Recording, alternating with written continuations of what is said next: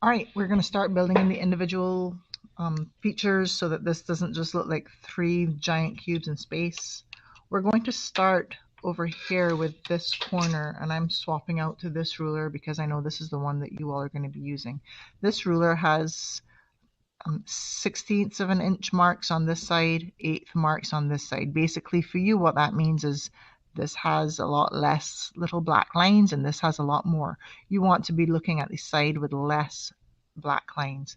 I'm putting my pencil on this top corner and I'm lining up any of those little black lines, inch marks, with my corner, and I'm going to count and make a mark at every third line. So here we go, 1, 2, 3. I'm making a mark, 1, 2, 3, and I'm going to keep counting until I get down to the edge of this building, and I'm done. All of these lines, we want to go ahead and create siding basically on this side of the building. So all of these have to go back to vanishing point 1. It is much easier if you rotate your paper and work with it that way, because then you can keep your pencil on vanishing point 1 and just rotate your ruler around to all those spots. The technique for doing this is very simple as long as you're following the directions. I have my pencil on vanishing point 1. I have my ruler against my pencil. I am rotating my ruler until I get to that first little mark. I'm holding my ruler in place and I'm picking up my pencil and I'm drawing a line from this edge backwards, and I'm stopping when I get to this part of the house because I understand I'm doing siding that exists within there. I don't have to draw a vanishing line that goes all the way back here. Okay, this is not efficient. It also means that you're going to give yourself a ton of erasing to do when we know that we don't need the vanishing lines to go back to the vanishing point. They're going to exist only in this area. Let's keep going. Pencils on vanishing point 1, rotate your ruler to the next spot, draw your line.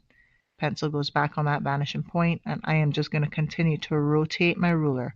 I'm picking up my pencil every time and putting it on that corner to draw the line, so that way this is just way more efficient, and you're also guaranteed to get the lines correct and not be one unholy mess the way that sometimes they end up being.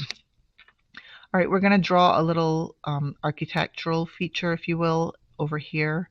It's going to look like an upside down L. I'm making a little dot right here on this corner. Since this line went to vanishing point 2, anything that I do in here has to go to vanishing point 2. So my pencil's on vanishing point 2, lining it up with that little dot.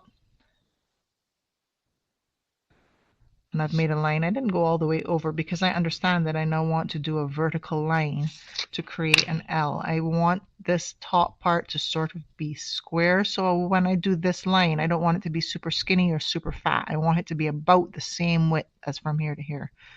I'm lining up my ruler with my existing edge, scooting my ruler over to the right. That looks about good. And now I'm going to make that line. I'm just putting this one back in. I got erased inadvertently.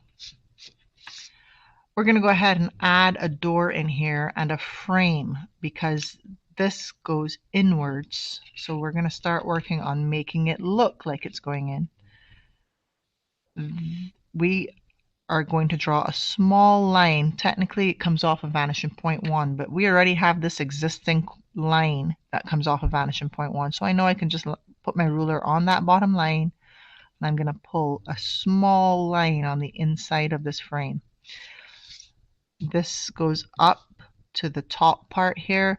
If this top corner on yours is higher, much higher than that vanishing point 1, and if you look at mine, you'll see that I have a small space, then you will have a really tiny line. On mine, it's inconsequential. We can't see it. But if yours is much higher, you'll need to pull a line the same way I did this. You'll need to draw a line from vanishing point 1.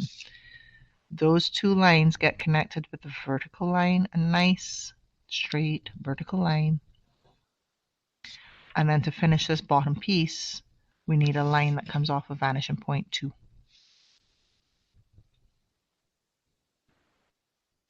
Perfect.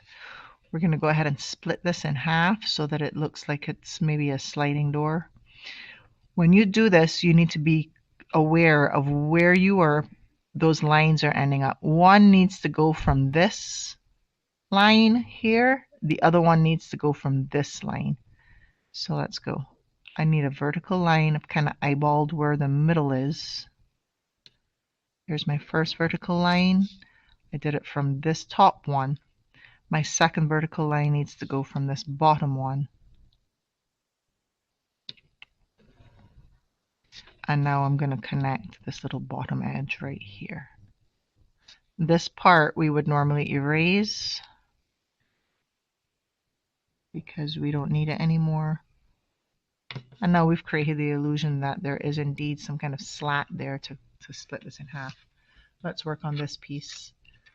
We're going to put a long skinny window in right here. I'm lining up my ruler with that existing edge, pulling it over to the left a little bit, drawing a line that's almost the full length.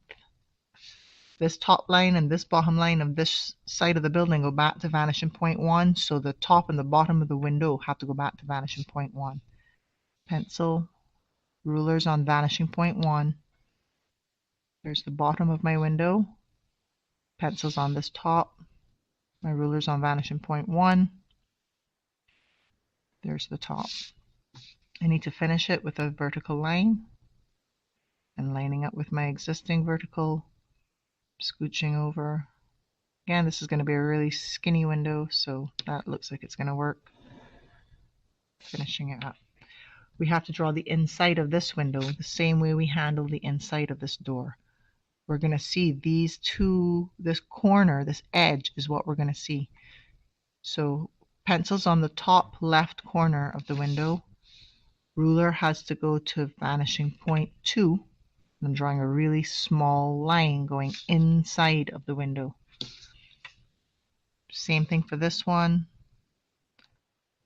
Inside the window. And then we have to finish it with a vertical line. So this inner edge is done, but we still need the top and the bottom. Since the top and the bottom of this window go back to vanishing point 1, then these inside lines have to go back to vanishing point 1. Got my ruler on that corner. My pencil, sorry. Ruler goes onto my pencil. I've lined up my ruler with vanishing point 1. There's this line.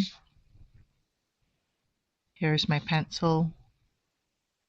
Lining up my ruler with vanishing point 1. Here's that line. Now we've created the illusion that it's going inwards. It looks three-dimensional.